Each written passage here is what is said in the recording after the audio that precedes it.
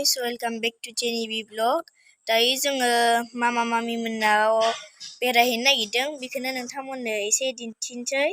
नायलांबाय थादो बिदिबा guys जों दा थांगासिनो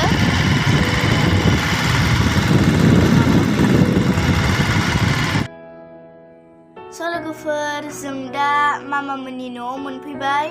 बै नुहुरनाय बिल्डिंआनो लोगोफोर जों दा हाबैनोसै माया गेट खेवनो नागिरदों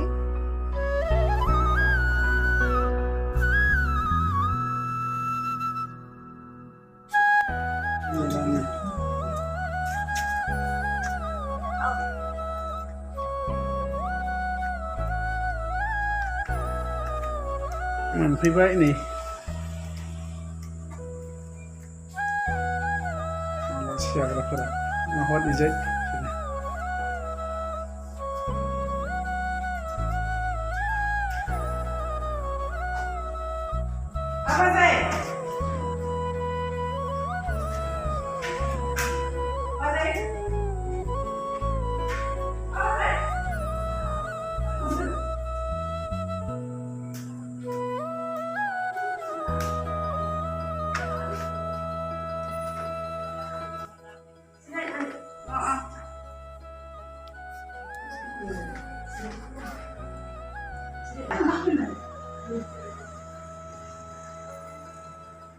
मोनफैबाय लै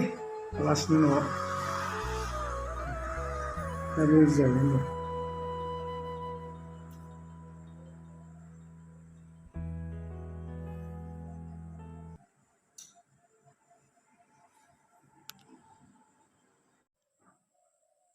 नै बियो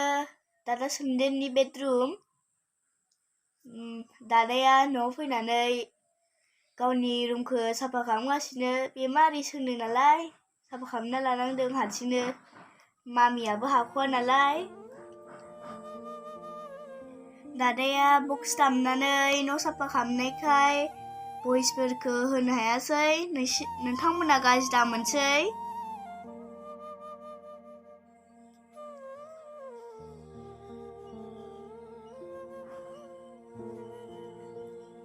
दादा माथो लाइटआ जि मोजां जोंदों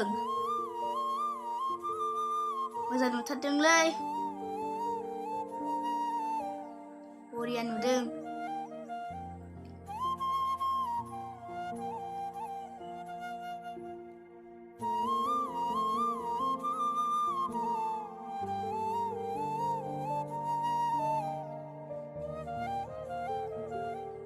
दै दादानि रिं लाइटआ दादाया गिटारखौ दामनानै हारसिंनो गान खनबाय थायो दा दादाया इन्जिनियार फरायनानै दं दै लोगोफोर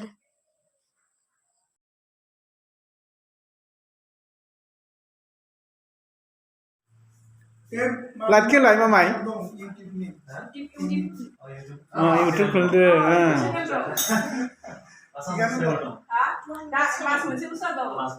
दाखालि दुर्गा फुजानिफ्रायसो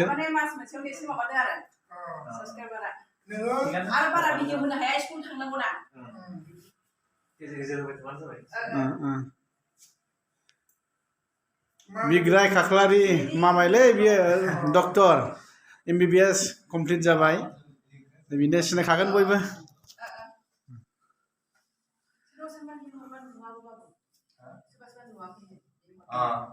जायाखैनो बै भिडिअ बानायनायखौ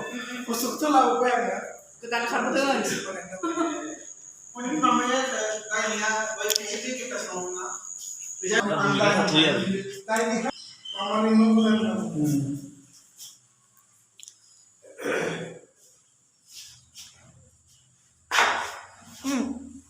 हेवन नाय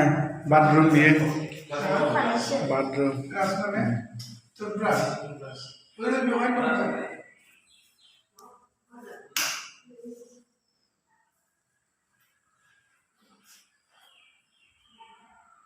Gwdan habnaya gumain besain gobaw जाखो 2-2.5 मास जाबाय नामा आगष्ट जुलाइ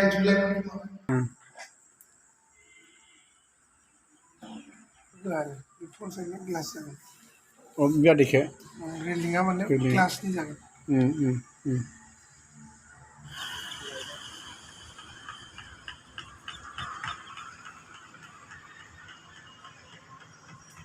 Bahasa tu. नै लोगोफोर मामामोननि बिल्डिं गोजौआव जोङो भिउखौ नायफैदोंमोन बिराद मोजां नुखायो भिउखौ दंफां सारियौफाले नै नोंथांमोना नायनो हागोन बिराद मोजां नुयो लामाबो खाथि जाबाय नालाय गारिफोरखौबो नुहुरजोबखायो हरावथ' बिराद मोजां नुखायो लाइटफोरा बैजोंजोबो नालाय